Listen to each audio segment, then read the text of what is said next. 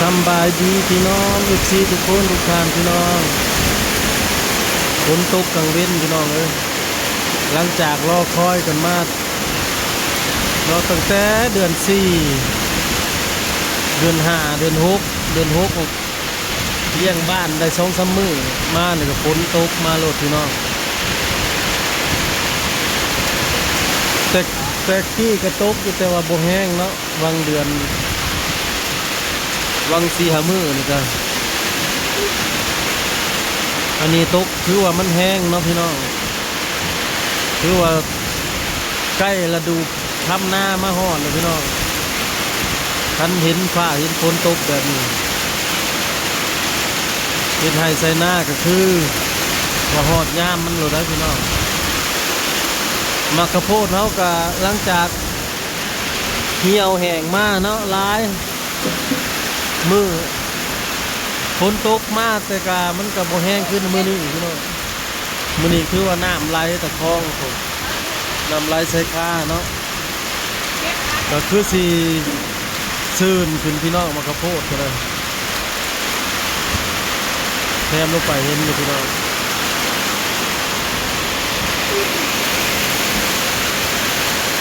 บรรยากาศ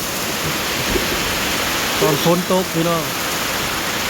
อยู่เที่ยงหน้าพระสุกเนาะเก็บภาพบรรยากาศฝนตกของพี่น้องมาดูส้มเนาะเมื่อจะพบสะอาดเดี๋ยวสาดแล้วกระเบียงมันสั่นบางม่วงก็ล้นก้องอยู่นอกกระทิ้นนั่น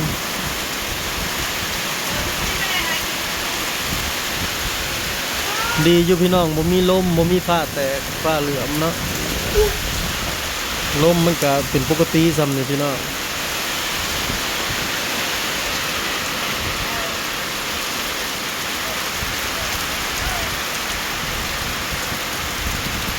มักกะโพดเฮาซื่นและบาดนี่นึง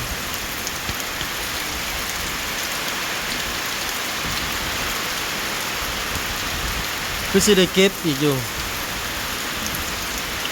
คือสิได้เก็บอยู่ดอกพี่น้องคันนั้นนี่ฝนมาใส่แล้วเด้ได้กินน้ำฝนแล้ว เอาไงอันนี้คือมาอยู่ในนี้ค่ะอันนี้นะ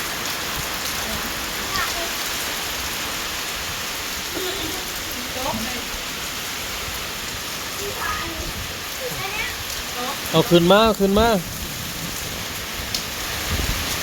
าดีๆจักโมงเที่ยงบ่นี่นะ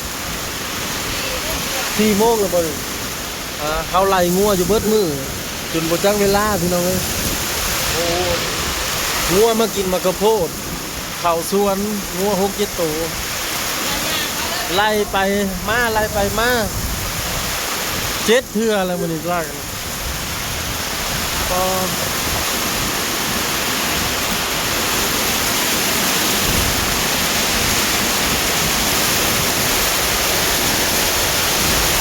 รอรุ่นว่าน้ำสิมีอยู่บ่แถวไหนาพี่น้องเจ้าว่าสิเต็มให้เต็มคันบ่จักมื้อแรงสิได้ไปก้านอึ่งบ่จักจะไปไต่อึ่งอยู่คันฝนแห้งแล้วนี่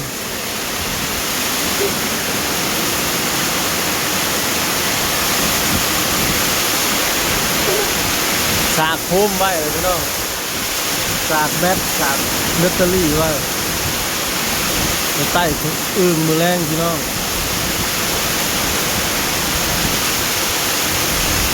ทำมาเป็นไปเลยได้หนึ่งพอพี่น้องจนพลาดอยู่พูน้ำนี่เมื่อไรเท่าให้หน้านะบาทนึงเจิงบ่น้ำพูเท่าให้หน้านะมากระโพดชื่นและบาทนี่นะ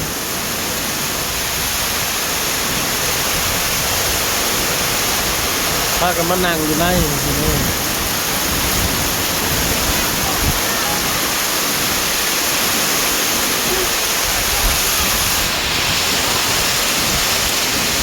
อันนี้เขาถ่ายอยู่ต้นเทียงอยู่พี่น้อง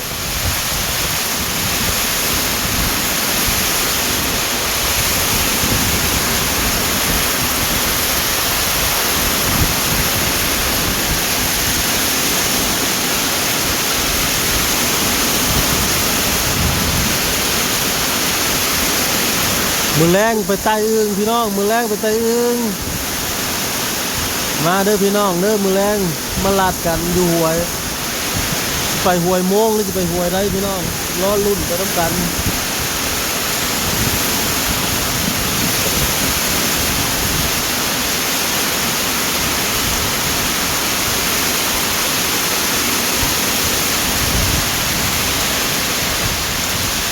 ถ้าว่าอยู่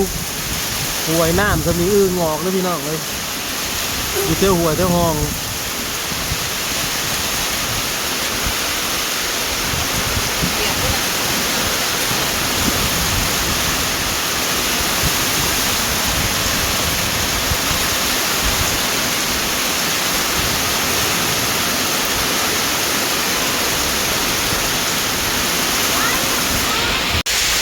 น้ำไหลตะคองเลยพี่น้องเลยก็แห้งเติบแล้วมือนี่นะเจ้าว่ามือแรงยันอึงออกอยู่พี่น้องเลยหักสิไปหารอเบิ่งอยู่พี่น้องมือแรงอึง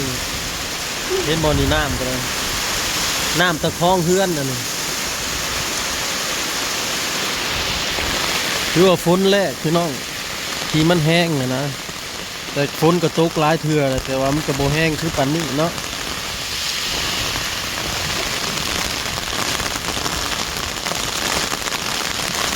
เนี่ยพี่น้องว่าให้พี่น้องเบิ่งน้ำตะคอง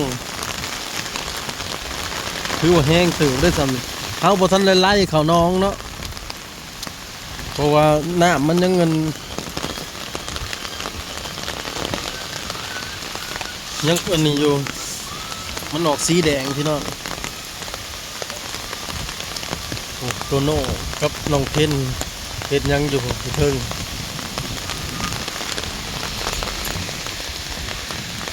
โอ้พี่น้องน้ำตะคองไหล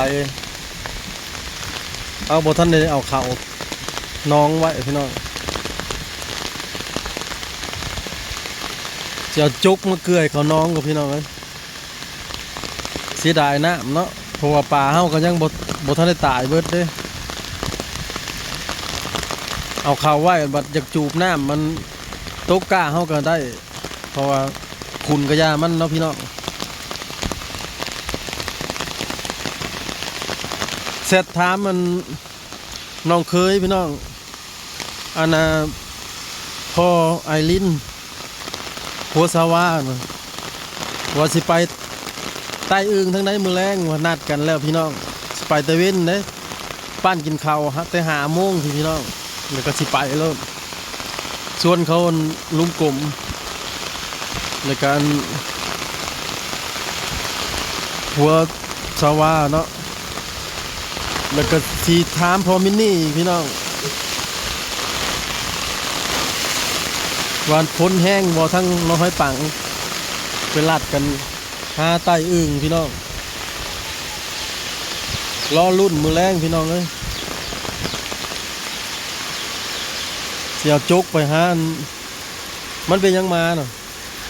มาเป็นยัง